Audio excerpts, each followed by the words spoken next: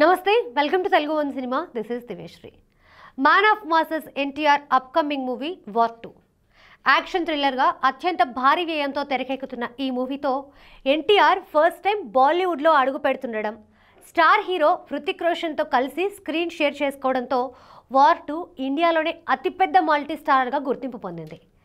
August 14న world వైడ్గా విడుదలకి సిద్ధమవుతుండగా రోజుకొక కొత్త అప్డేట్ వార్ 2 పై ఉన్న అంచనాలని రెట్టింపు చేస్తుంది. వార్ 2ని ప్రతిష్టాత్మక నిర్మాణ సంస్థ యశ్రాజ్ ఫిలిమ్స్ నిర్మిస్తున్న విషయం తెలిసిందే.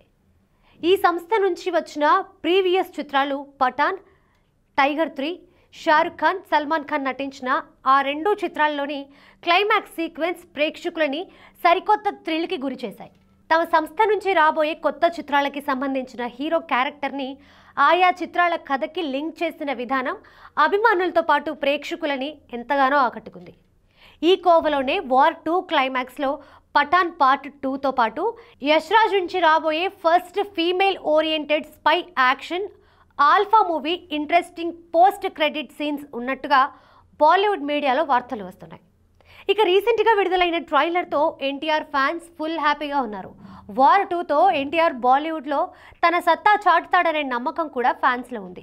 అగ్ర నిర్మాణ సంస్థ సితారా ఎంటర్టైన్మెంట్స్ తెలుగులో రిలీజ్ చేస్తున్న వార్ 2లో ఎన్టీఆర్ ఇంటెలిజెన్స్ వర్గాల్లో అత్యున్నత పోస్టుగా పరిగణించే రా ఏజెంట్గా కనిపిస్తున్నాడు.